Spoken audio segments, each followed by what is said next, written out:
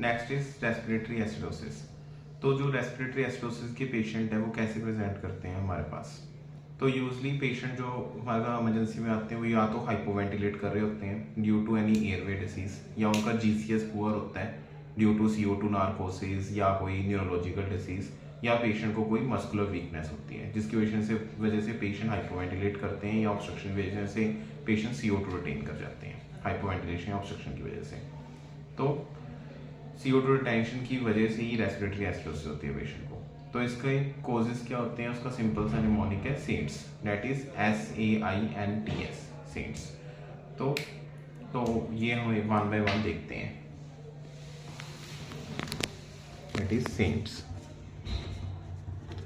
S for stroke और sedation, that is patient को या तो कोई न्यूरोलॉजिकल प्रॉब्लम हुई है, स्ट्रोक हो गया हुआ है कोई इन्फार्क्ट की वजह से या हेमरेज की वजह से, या पेशेंट को कोई सिडेशन दी गई है लाइक ओपाइड ओवरडोज हो गई है पेशेंट की कोई, जिसकी वजह से पेशेंट का GCS कम है एंड पेशेंट CO2 रिटेन कर गया हुआ है।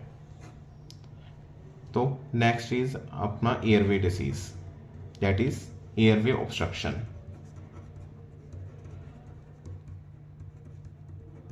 जिसमें अस्थमा एंड COPD आते हैं हमारे। तो अस्थमा एंड COPD, इनमें मोस्टली पेशेंट जो COPD का पेशेंट है वो स्मोकर होएगा, एंड अस्थमा के पेशेंट को कोई क्रॉनिक हिस्ट्री होएगी लाइक सीजनल पेशेंट को रेस्पिरेटरी प्रॉब्लम होती होएगी। And I is increase dead space, ये यूजली जो डेड स्पेस हमारी इंक्रीज हो रही है जिसकी वजह से हमारा जो गैसेस एक्सचेंज है बिटवीन ब्लड एंड एयरवे वो कम हो गया। ये मोस्ट कॉमन इसका कॉज है पल्मोनरी एम्बोलिज्म हमारा, जिसकी वजह से पेशेंट के एक्सचेंज कम हो गया, गैस एक्सचेंज कम हो गया। Then neuromuscular disease, that is muscular dystrophy. अगर पेशेंट को मस्कुलर डिस्ट्रोफी है, मसल ही वीक होगी हुई है, तो उसकी वजह से भी पेशेंट CO2 रिटेन करेगा क्योंकि हाइपोवेंटिलेट करेगा patient. Next is thoracic cage problem, that is most common cause in this is काइफोस्कोलियोसिस।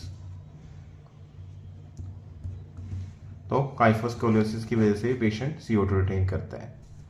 Next is most common cause of respiratory acidosis sleep apnoea, that is OHA। जो obese patient होते हैं उनमें टंग fall हो जाती है, इसकी वजह से एयर ऑब्स्ट्रक्ट होता है, पेशेंट CO2 रिटेन कर जाता है। तो इसका ट्रीटमेंट क्या है हमारा रेस्पिरेटरी एसिडोसिस का, तो हमने कॉजेज ट्रीट करने हैं, ये जो